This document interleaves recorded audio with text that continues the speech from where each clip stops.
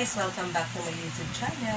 Isa na naman pong healthy recipe ang aking ibabahagi sa inyo ngayon.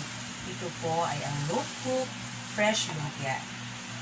Guys, mag-start na po tayo. Ito na po ang ating mga ingredients. Una po para sa ating vegetables. So, kailangan po natin ng fresh singkamas. And then, kailangan po natin ng cabbage. Cabbage po ay sinoke lang po natin ito with hot water with a pinch of salt. And then, carrots, sinoke lang din po natin sa boiling water with pinch of salt also. And then, dahil nga po ito ay with a twist, meron po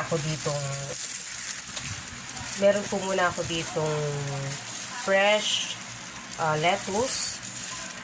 And then, meron din po tayo ditong ayan, fresh buco. And then, meron po tayo ditong sotanghon noodles. Meron din po tayo ditong nori. Okay. And then, meron po tayo ditong peanut. Okay. So, ito na po lahat ng ingredients natin. Next naman po ay dito po tayo sa ating lumpia wrapper. So, kanina po ay prepare ko na po ito. Homemade din po ito. Okay? And then, nag-prepare na rin po ako ng ating lumpia sauce. Okay?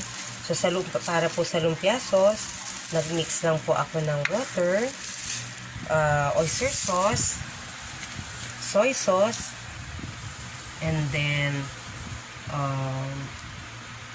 sugar. Okay, and then naglagay din po ako ng peanut, and then naglagay din po ako ng bawang. Okay, and then meron din pong cornstarch para sa pampalapot. So ito na po ang pinalabasan. So mag-start na po tayo. Okay. So, ganito po ang kung paano pag-prepare. Okay? Kuha po tayo ng lettuce. Okay, lagyan lang po natin dyan. Kuha pa tayo ng isa pang lettuce. And next, naglagay po tayo ng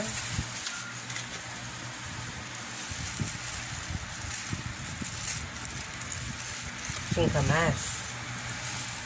Nasa inyo na po kung gaano karami po ang gusto nyo. Then, carrots. Ayan.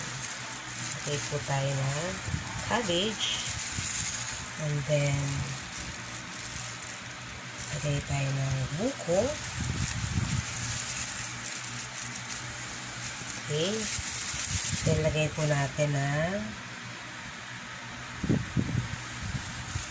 sotanghon noodles. And then, lagay po natin ay ita-crush po natin. Lagay po tayo ng fresh nori.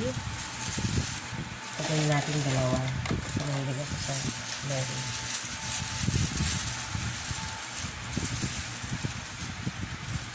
Okay.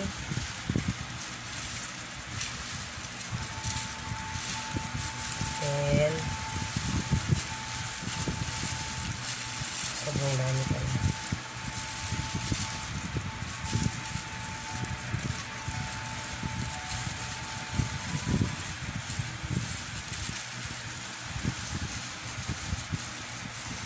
Sobra po, ilagay na natin.